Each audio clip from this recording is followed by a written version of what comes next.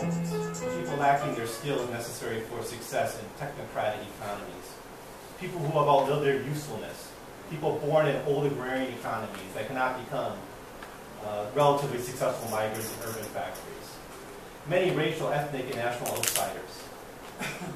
For these people, quote, nothing is left but the walls, the barbed wire, the controlled gates, and the armed guards. They interact with the state only as a potential and real problem, primarily a waste disposal problem. You put them in prisons, you put them in refugee camps, you dump them in urban slums. It's a waste problem. It's not about how do we utilize these people most effectively for our economy to make our communities stronger. When these vagabonds do find work, it's often the most intensive, dangerous, repetitive, or physically demanding and emotionally brutal work in the economy. So maybe I'm too pessimistic.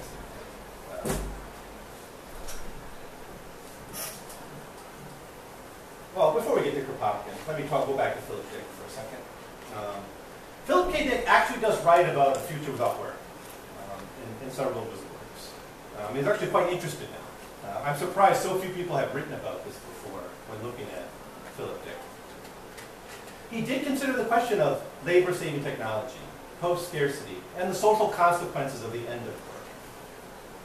Many of his stories take place in situations where the end of work is almost certainly feasible. The automated factory is first detailed in his 1955 story, Autofact, just short for automatic factory. And it shows up in many of his stories in different formats. So in Autofact, in this story, Dick describes a post-war world where the entire population is dependent on an automated factory system for its consumer goods, including everything from synthetic milk to the weapons of war. The human survivors of a cataclysmic conflict developed a desire for independence from these machines, mostly because these automatic factories were consuming all of the Earth's resources. The humans have nothing to do because the machines are doing all this work for them. They're just kind of living on the edges of these old urban cities. They try to destroy the factory, and they're unable to. And so the story ends with the triumph of the Autofact over a real human desire for productivity and rebuilding community. In this story, Dick sums up his central fear of technology. That is, once created, it has the power to control the lives of its creators. But more profoundly, he explores the failure of post-scarcity and labor-saving technology to really liberate humans from want. And more importantly, from external authority, because the Autofact's programming is impervious to democracy. Despite the will of the people, the Autofact chugs along.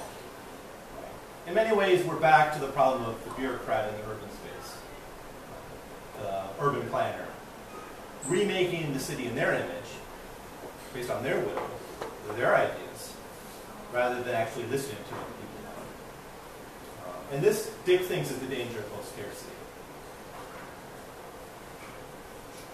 Now, to conceptualize this, I think we need to go back to an old view of technology in utopian and even mainstream discourses. The classical view is that of someone like Edward Bellamy, whose novel, Looking Backward, some of you may have read. In this novel, a 19th century American goes forward in time to witness the end results of the Industrial Revolution. Rather than finding an industrial hell, like he expected, he discovered a world of plenty, universal prosperity and peace. Through consumer cooperatives, an equal division of labor, the mechanization of much of the most odious labor as possible, everyone was entitled to what they needed for their comfort and survival. Being a post-scarcity environment, no one hoarded wealth or goods unfairly. In fact, the idea of hoarding is bizarre to people living in such a post-scarcity world. He also imagined an anarchist utopia in which labor was abolished through technology. No one lacked necessary goods, individuals could cultivate their own interests, political divisions fell away, and human happiness and progress reigned. At the heart of the prosperity was the mechanization of society. But it is an interesting book that you may want to look into as an example of an American utopia from the 19th century. However, the strongest and most persistent voice for a technological utopia was the Russian anarchist Peter Kropotkin. This guy. Essentially, he understood why so many workers hated machines. They seemed to be the tools of the capitalist class. They often displaced workers from their highly skilled jobs.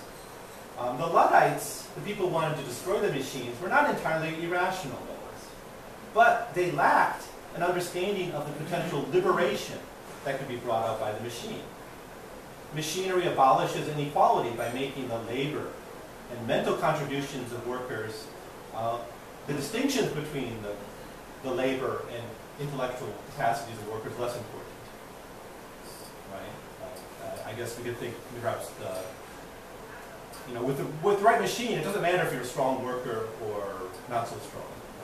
Or it doesn't matter if you're good at math, if you have computers doing the math for you. So it makes those distinctions less important. And for him, this was the foundation of communism. You had to have this before you could have communism.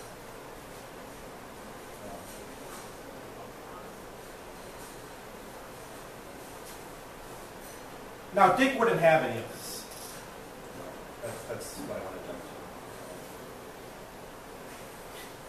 to. In effect, Dick, I think, predicted the tragedy of post-scarcity that I think we're seeing now, and I was trying to describe before, and this division of the world into the tourists and the vagabonds. Much of the tragedy of the world we live in is a byproduct of the reality, or at least the promise of post-scarcity. The history of the 20th century is actually saturated in utopian promises about shared prosperity. In the United States, these utopian dreams took the promise of the progressive dream of the activist state, or the New Deal promise of work for everyone and security for all, Roosevelt's quote-unquote freedom from fear.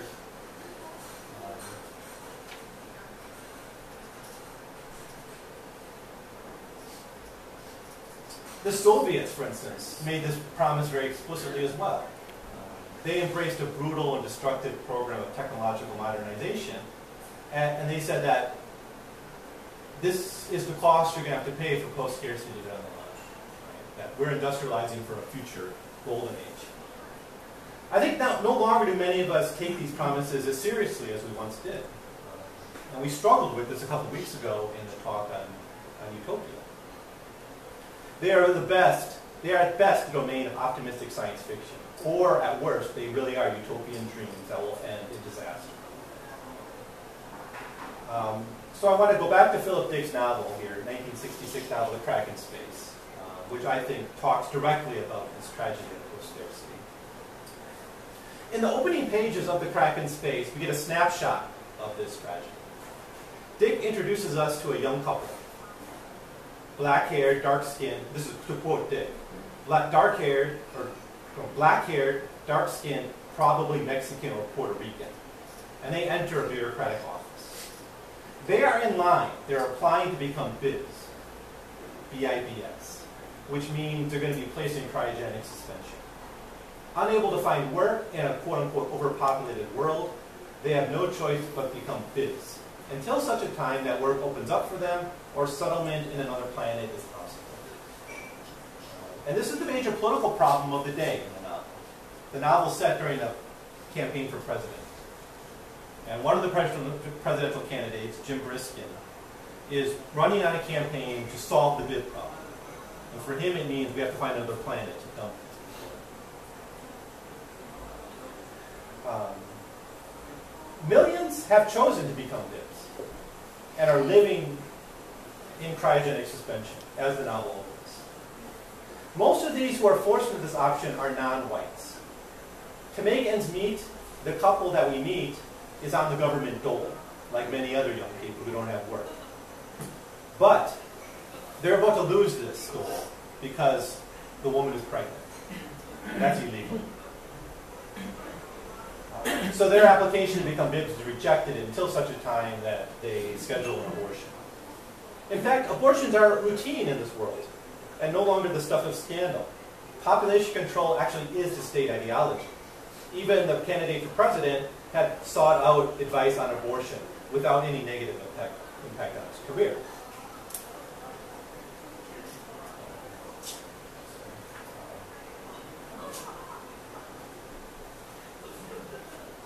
Now, back to Zygmunt Bauman, and I'm sorry to keep going back to him, but I think he's such a great thinker on these questions. He talks about the question of overpopulation in one of his books. And he argues that overpopulation, quote, is a fiction of actuaries, a code name for the appearance of a number of people who, instead of helping the smooth functioning of the economy, make attainment, let alone the rise of indices, by which the proper functioning is measured and evaluated, all the more difficult.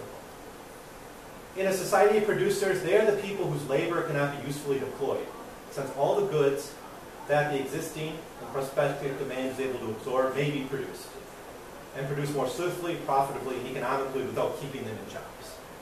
So in other words, you can't have an overpopulated world. You can have an overpopulated economy. You have an economy that just doesn't need people to produce what's needed to be consumed.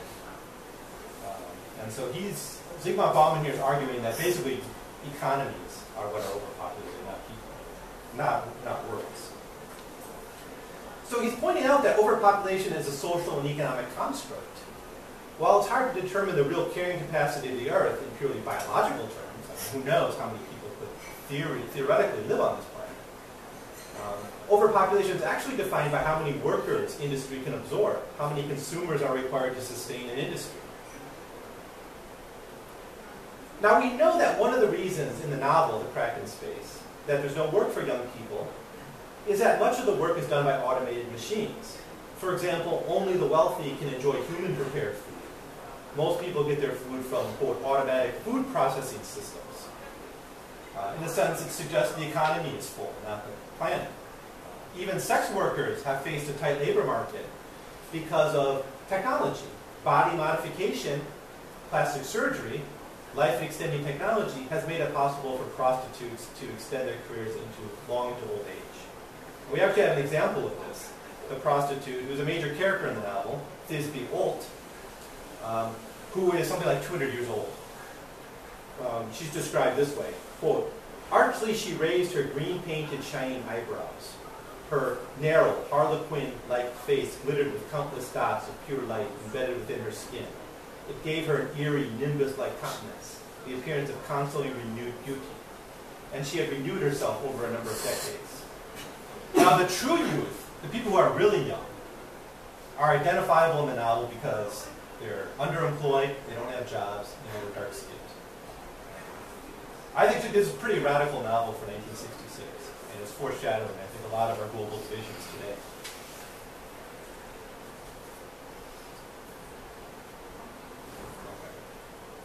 You said you wanted to read Do Androids Dream of Electric Sheep, so let's jump to this novel. 1968.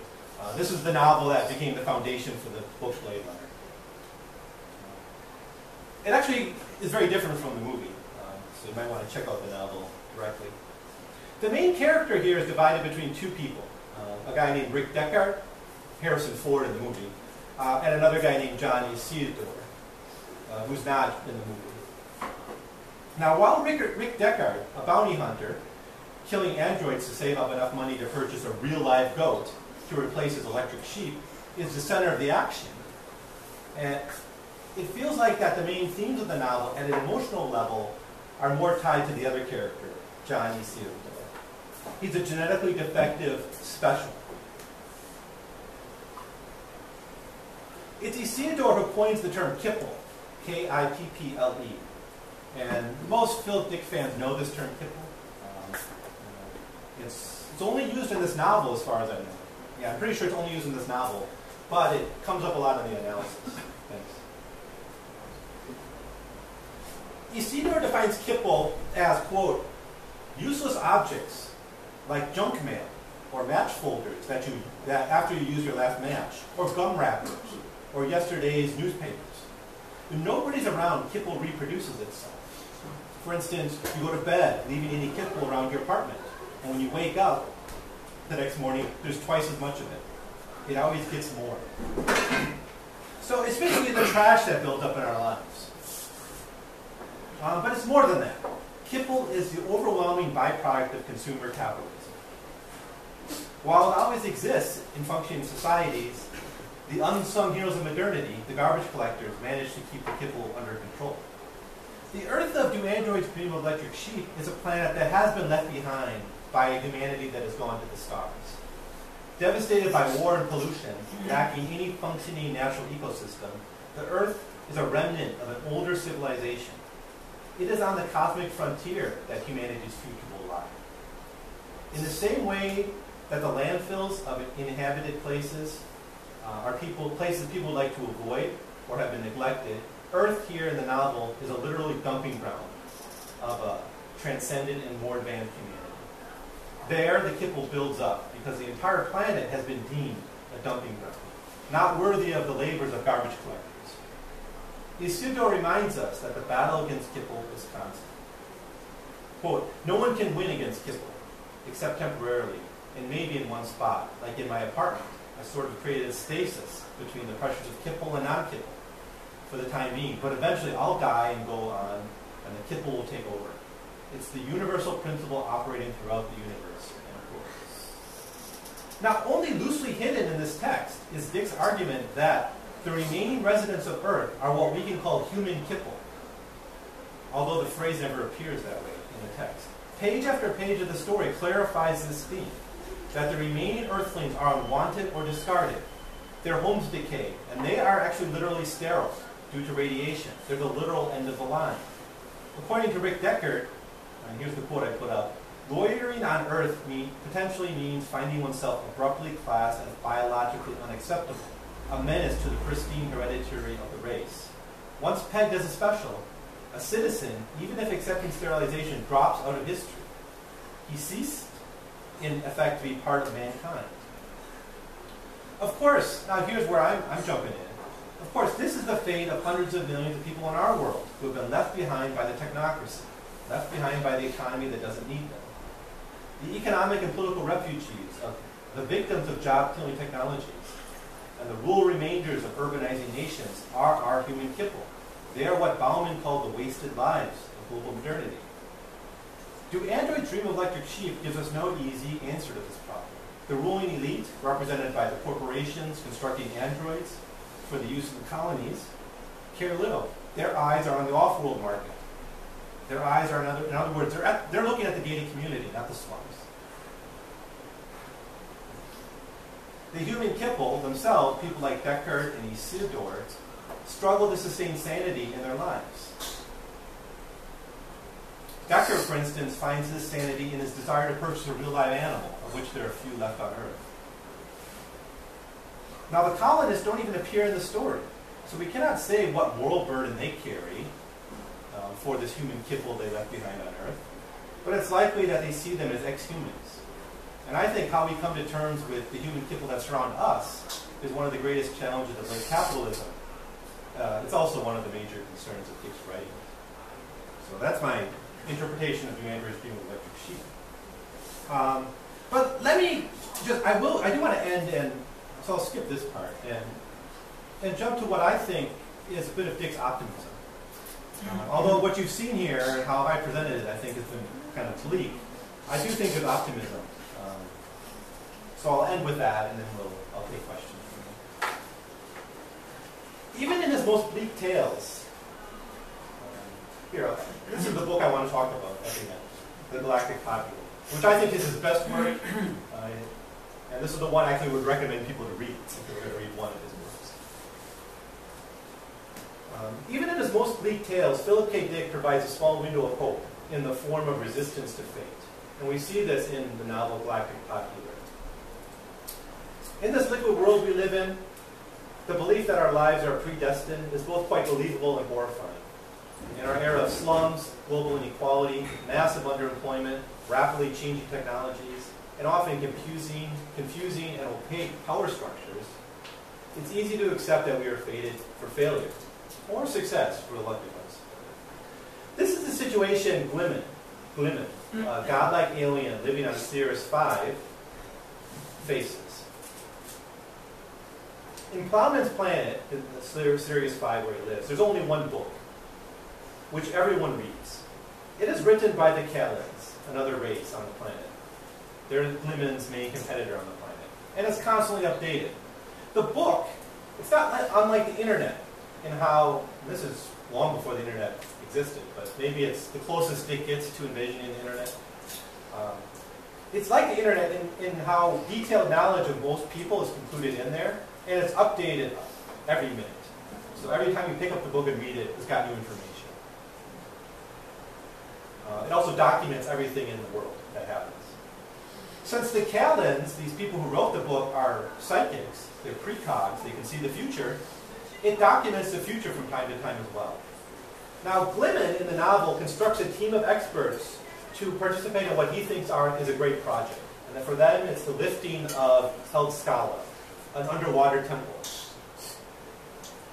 When he arrives to introduce his newly arrived team, he addresses their concern about the book, which actually predicted that the effort to raise this temple from the sea will fail. Glimmen explains to the team, many of whom said they want to leave now, with a proper response to predestination. He says, even if you're predestined, you need to resist fate. Quote this god, Glimmen. When I am depressed, I begin to think about the Book of the Kalends, and I think about their prediction that I cannot raise Heldskala. And the prediction that I cannot raise Heldskala is true. That, in fact, I can accomplish nothing. The cathedral will remain at the bottom of the sea into eternity. Each living entity passes through periods of expansion and periods of contraction. They rhythm the lives. The rhythm of living is as active in me as in any of you. I am larger. I am older. I can do many things that none of you can collectively do. But there are times when the sun is low in the sky, towards evening, before true night. Small lights come on here and there, and they are a long way off from me.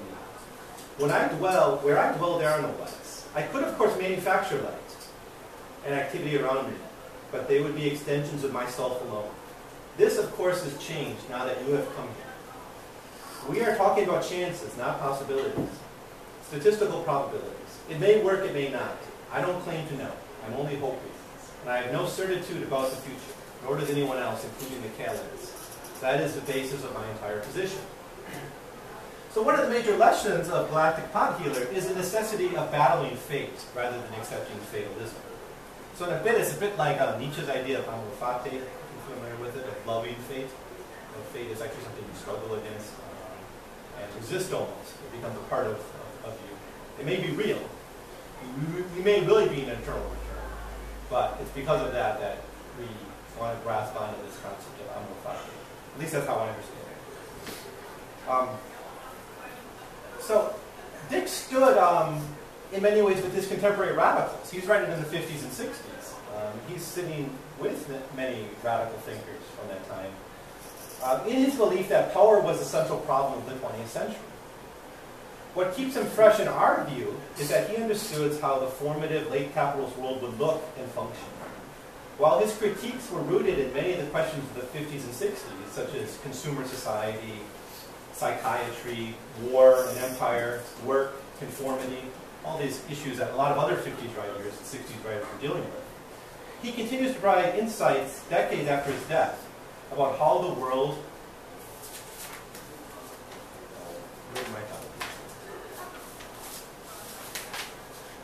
how the world we live in works. Despite this mystical experimentation later in his life, Dick should be read politically. That's my conclusion.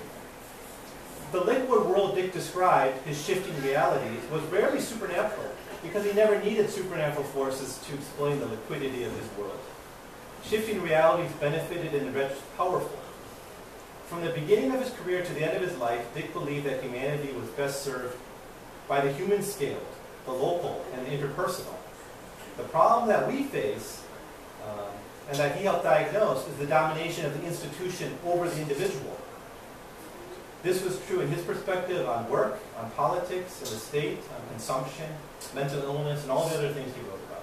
So I think if you read all of his work, you come to the conclusion that the major tension in life is between the institution and the individual. And that's basically a tension between authoritarianism and democracy. And that's where I think these kind of old-fashioned battles for democracy need to be revived as strongly, as vigorously as possible. Now Glimmin, go back to Glimmin, a galactic pot dealer, his advice to his team of artisans is, in many ways, Dick's advice to us as we search for meaning in this liquid world.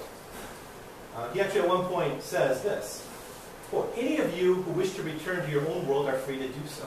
I'll provide passage, first class, back. But those of you who do not go back, or those of you who do go back, will find yourself once again as it was. And as it was, you could not live such a life. Each of you intended to destroy yourself, and were in the process of doing so when I found you. Remember, that is what lies behind you. Don't make that what lies ahead of you." So this comes up towards the end of the novel. And from this, he's able to actually convince this team to pursue something meaningful in their lives, rather than just accept the logic of the institution. So that's how I like to conclude for today. All right.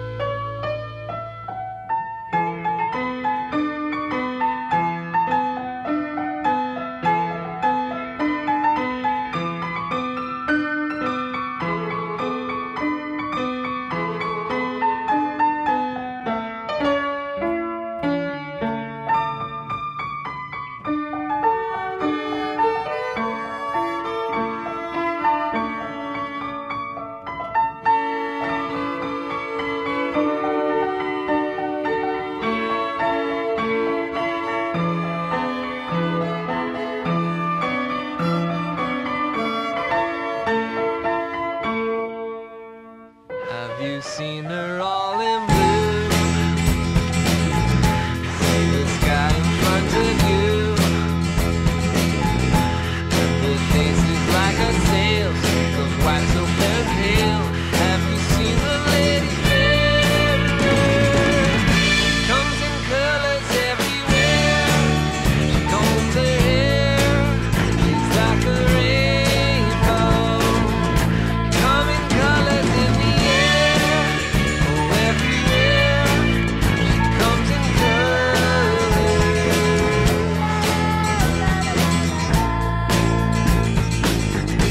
Have you seen her all in gold, like a queen in days of old? She shoots colors all around, like the sunset going down. Have you seen the lady fair?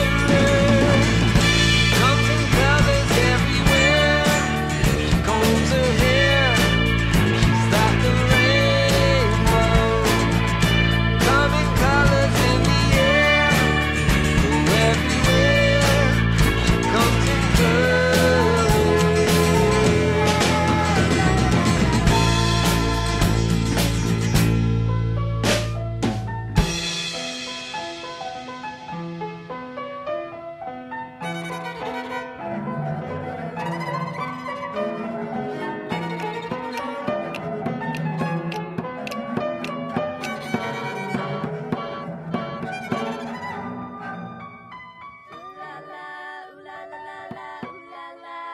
She's like a rainbow.